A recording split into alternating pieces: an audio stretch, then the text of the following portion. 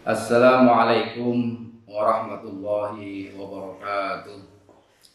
Bismillahirrahmanirrahim. Alhamdulillahirabbil alamin. Wassalatu wassalamu ala asyrafil anbiya'i wal mursalin. Sayyidina wa maulana Muhammadin wa ala alihi wa sahbihi ajma'in. Amma ba'du. Kaum muslimin dan muslimat serta pemirsa dimanapun Anda berada, yang mudah-mudahan dimuliakan Allah Subhanahu wa Ta'ala.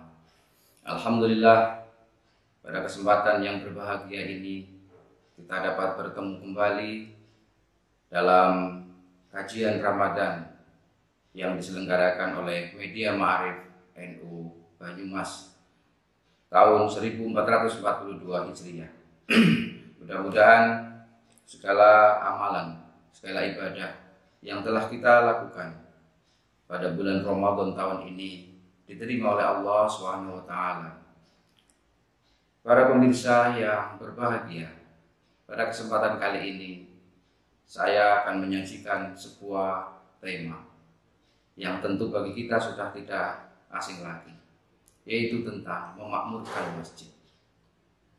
Sebagaimana diketahui oleh semua umat, oleh semua manusia, terlebih lagi umat Islam, bahwasanya masjid adalah tempat yang mulia, tempat yang suci, yang digunakan oleh umat Islam untuk melaksanakan ibadah, khususnya ibadah sholat dan juga ibadah-ibadah yang lain.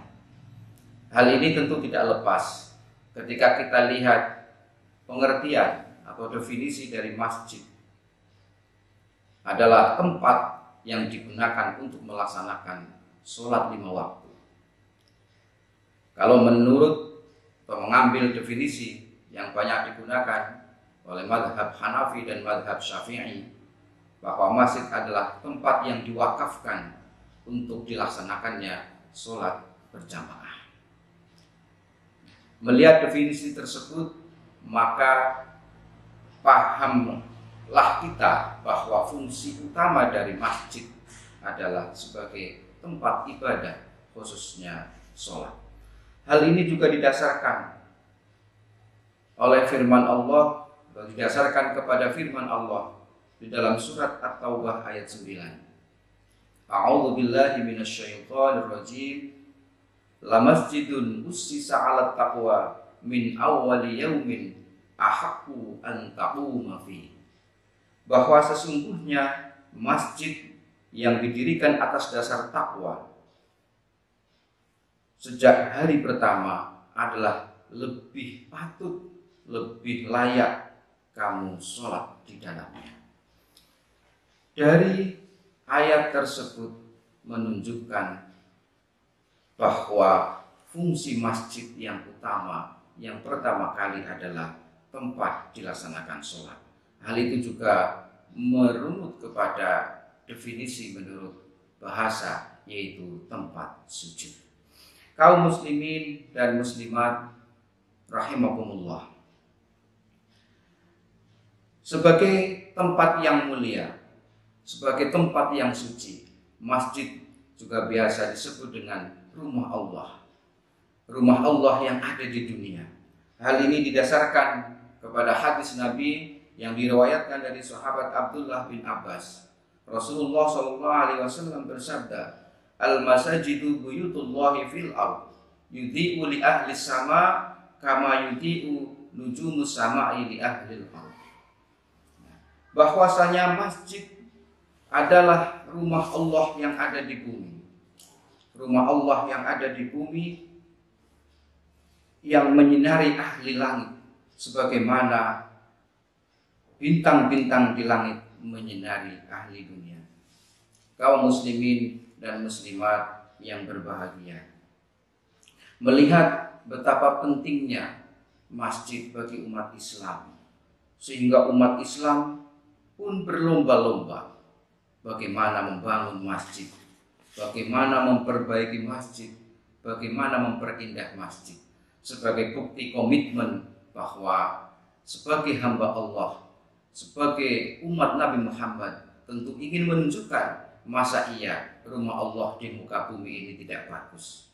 Masa iya tempat yang suci yang digunakan untuk beribadah, tetapi tempatnya tidak karu-karuan, tempatnya tidak bersih, bahkan tidak layak untuk ditempati.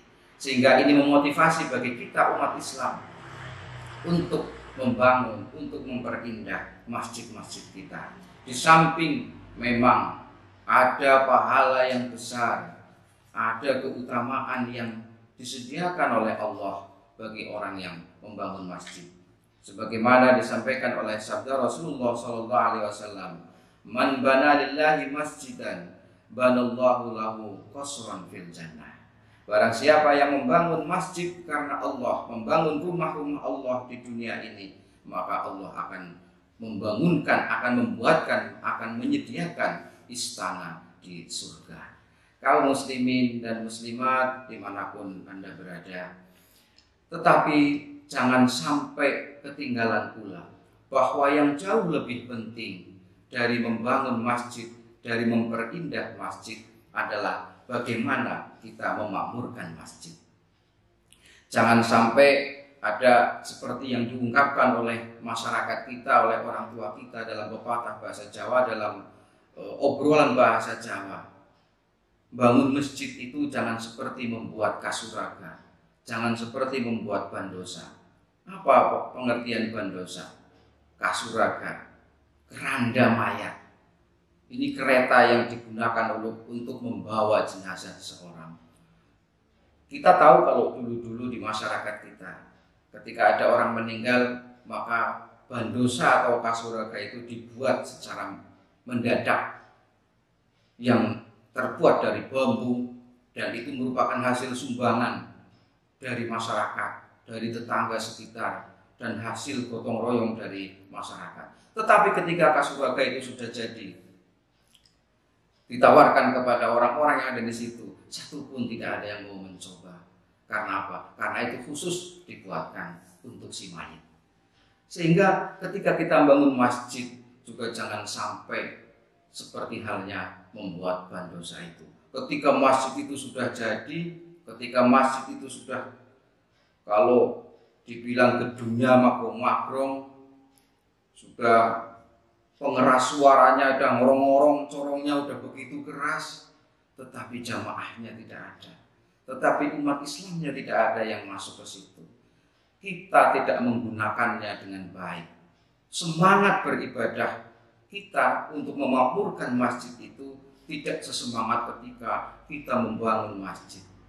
Atau mungkin karena ketika kita membangun masjid, terlebih lagi yang digunakan adalah harta benda kita sendiri, itu akan terlihat oleh masyarakat luas.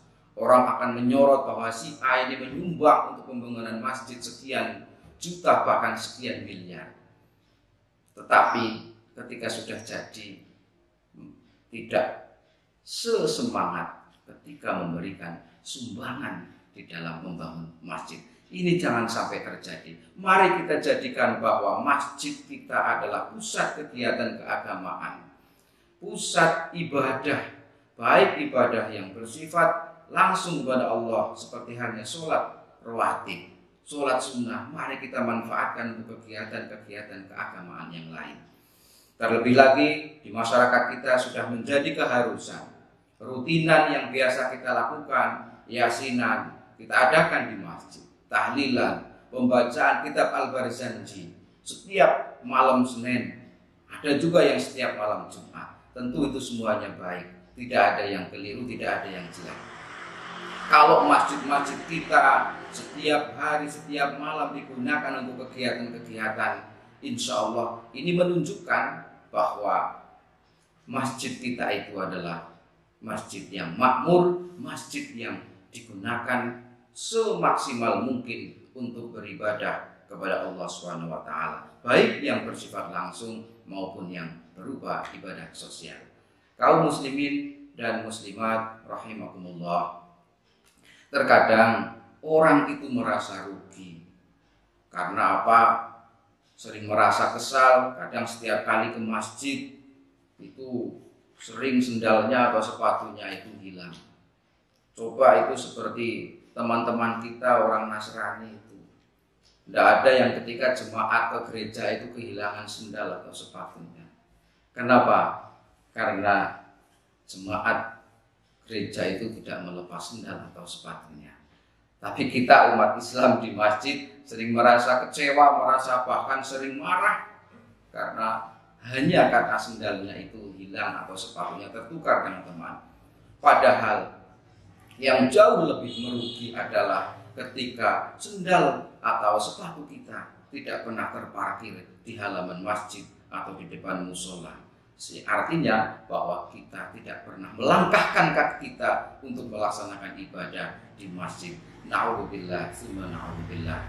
Kaum muslimin dan muslimat yang berbahagia, demikianlah tadi sepintas tentang bagaimana kita memakmurkan masjid, yaitu dengan berbagai hal, dengan berbagai kegiatan yang mungkin bisa kita laksanakan di luar ibadah-ibadah wajib yang bisa kita tunaikan di masjid.